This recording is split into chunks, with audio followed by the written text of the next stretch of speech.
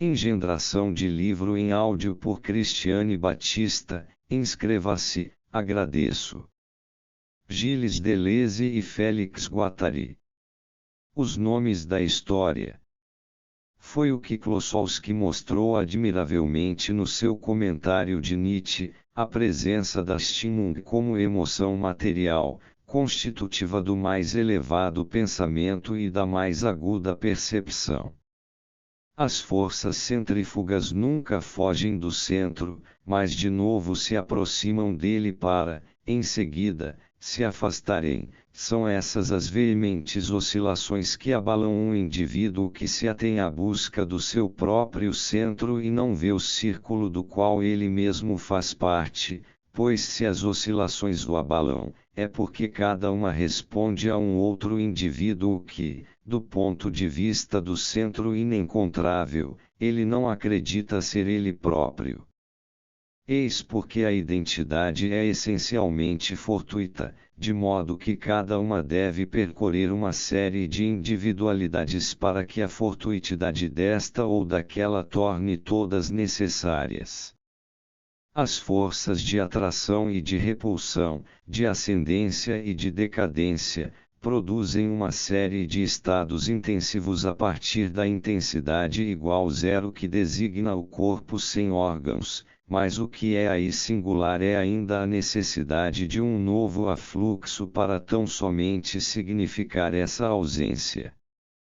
Não há o eu Nietzsche, professor de filologia, que perde subitamente a razão, e que se identificaria com estranhas personagens, ao sujeito nietzscheano que passa por uma série de estados e que identifica os nomes da história com esses estados. Todos os nomes da história sou eu.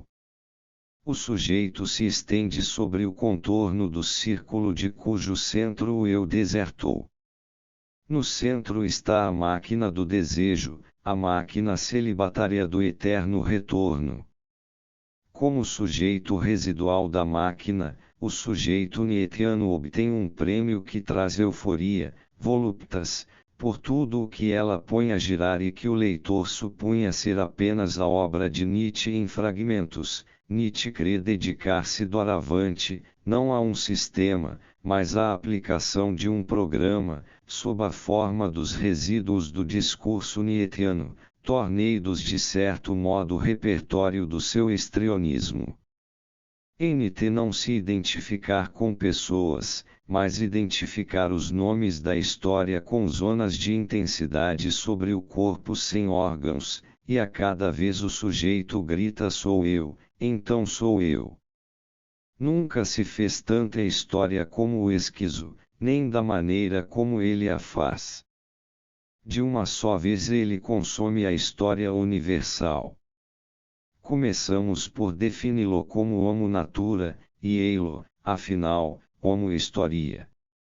De um ao outro, esse longo caminho que vai de Hölderlin a Nietzsche, e que se precipita, a euforia, não poderia prolongar-se em Nietzsche tanto tempo quanto a alienação contemplativa de Hölderlin. A visão do mundo atribuída a Nietzsche não inaugura uma sucessão mais ou menos regular de paisagens ou de naturezas mortas que se estende por cerca de 40 anos, ela é a paródia rememorativa de um acontecimento, um só ator para desempenhá-la em um dia solene porque tudo se manifesta e torna a desaparecer em um só dia mesmo que tenha darado de 31 de dezembro a 6 de janeiro para além do calendário regular.